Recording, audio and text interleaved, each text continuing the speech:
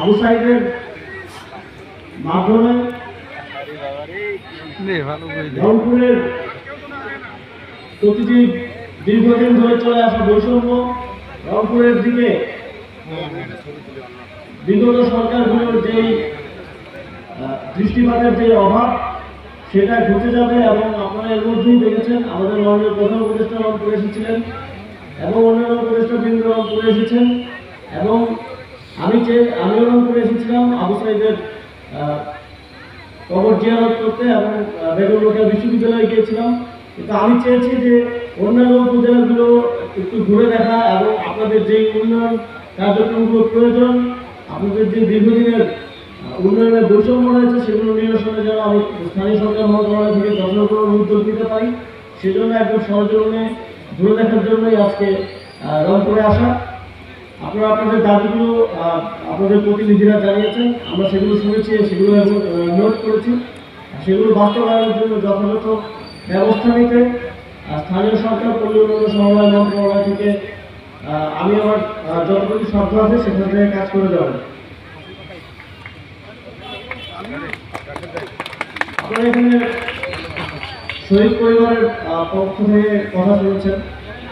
আমরা চাই বাংলাদেশে ভবিষ্যতে হওয়া সকল ধরনের সকল প্রোগ্রামে শহীদ পরিবারের সদস্যরা যেন এই গল্পগুলো আমাদেরকে বলেন, যাতে করে আমরা 24-এর গণঅভ্যুত্থানের যে শহীদ একটা নতুন বাংলাদেশ গড়ার তত্ত্ব নিয়ে যারা জীবন দিয়েছেন, যারা আহত হয়েছেন তাদেরকে ভুলে না যাই এবং তাদেরকে স্মরণে রাখার মধ্য দিয়ে সেই নতুন বাংলাদেশ গড়ার প্রত্যয়ে যেন ভবিষ্যতে কাজ করতে পারি সেই প্রত্যাশা আমার থাকবে।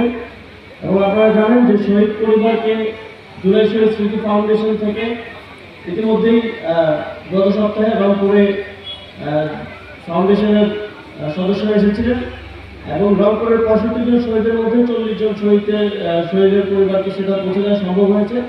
বাকিদের সাথে জেলা প্রশাসন উপজেলা প্রশাসনের মাধ্যমে বাকিদেরকেও সেই সহায়তা পৌঁছে দেওয়া হবে।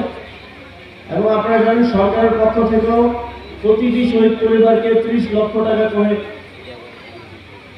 ক্ষতিপূরণ দেওয়ার ঘোষণা দেওয়া হয়েছে এবং অতি দ্রুতই সেটা বাস্তবায়ন করা হবে। এবং শুধু তাই নয়, এছাড়াও কর্মসংস্থান সহ সারা জীবন বাংলাদেশ সরকার যেন এই শহীদ পরিবারের সাথে থাকে, আহতদের সাথে থাকে, সেটা আমরা নিশ্চিত করবো ইনশাআল্লাহ। এখানে একটা ব্রিজের দাবি এসেছে সবার দিক থেকেই। তো আমি এই প্রোগ্রাম শেষ করার পরে সরজমিনে সেই জায়গাটা পরিদর্শন করতে যাব এবং আপনাদের এই প্রাণের দাবি বাস্তবায়নের জন্য অতি দ্রুত সময়ের মধ্যে কীভাবে যথাযথ ব্যবস্থা নেওয়া যায় এবং আপনাদের এই দাবি বাস্তবায়ন করার জন্য স্থানীয় সরকার পল্লী উন্নয়ন সমবায় মন্ত্রণালয় কাজ করবে।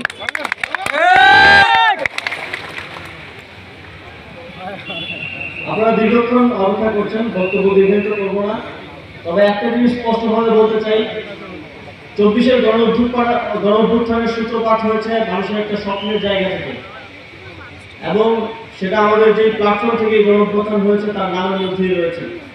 আমরা একটা বৈষম্যহীন বাংলাদেশ চেয়েছি।